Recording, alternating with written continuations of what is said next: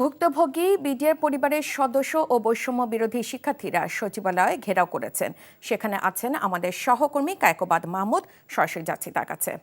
Kaykobad, BDR পরিবারের সদস্যরা সচিবালয়ে ঘেরাও করেছেন, আমরা তা জানতে পেরেছি। মূলত তারা কিসের দাবিতে কর্মসূচি পালন করছেন, তো সে সম্পর্কে আমাদের বিস্তারিত জানান।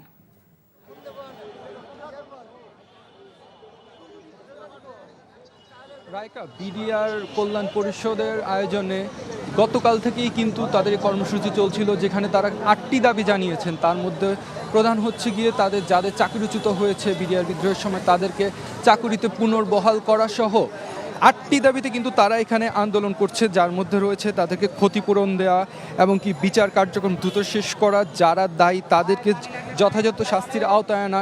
এছাড়া বিডিআর নাম আবার আগের মতো বিজিবির নাম আবার আগের বিডিআরে ফেরত যাওয়া সহ বিডিআর বিদ্রোহ নিয়ে বিশেষ দিবস, এই ধরনের সব মিলে 8টি দাবিতে কিন্তু তারা এই কর্মসূচি পালন করছিলেন। গতকাল সকাল 9টা থেকে কিন্তু তারা শহীদ মিনারে অবস্থান নেয়। এরপর সেখান থেকে কিন্তু বৈষম্য বিরোধী ছাত্র আন্দোলনের অন্যতম সমন্বয়ক মাহিন সরকার কিন্তু তাদেরকে যে ঘোষণাটি দিয়েছিলেন, যে 24 ঘন্টা আলটিমেটাম দিয়েছিলেন 8টি দাবির প্রেক্ষিতে। যদি 24 ঘন্টার মধ্যে পূরণ না হতো, অর্থাৎ আজকে দুপুর 12টা পর্যন্ত সময় ছিল, তাহলে না হলে কিন্তু তারা কঠোর কর্মসূচির হুঁশিয়ারি দিয়েছিলেন। আর আজকে কিন্তু দুপুর 12:30 অর্থাৎ আলটিমেটামের সময় পার হওয়ার পরই কিন্তু তারা সচিবালয় অভিমুখে কিন্তু তারা পদযাত্রা শুরু করেন এবং সচিবালয়ের সড়কের সামনে অর্থাৎ শিক্ষা ভবনের সামনে আসলে কিন্তু পুলিশ তাদের বাধা দেয়। সেখানে ব্যারিকেড ভেঙে তারা পার হলে সেখানে জল কামান ব্যবহার করা হয়। কিন্তু বিক্ষুব্ধরা, বিডিআর পরিবারের সদস্যরা এবং চাকরিচ্যুত তারা কিন্তু শেষ পর্যন্ত খাদ্য অধিদপ্তরের সামনে এসে কিন্তু অবস্থান নিয়েছেন। অর্থাৎ এরপরে কিন্তু পুলিশ আর তাদের যেতে দেয়নি। আমরা এখানে কিন্তু পুলিশ কিন্তু অর্থাৎ সচিবালয়ের গেটে ঠিক আগেই কিন্তু তাদের থামিয়ে দিয়েছে।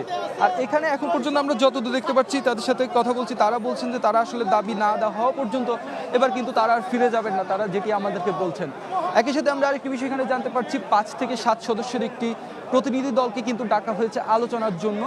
এই বিষয়ে এখন পর্যন্ত ঘোষণা আসেনি, কিন্তু আমরা এখানে মাহিন সরকার একটু আগে বলে গিয়েছেন। তো এই ছিল এখানকার সর্বশেষ। রায়কা, জানছিলাম বিডিআর পরিবার সদস্যদের কর্মসূচির খবর।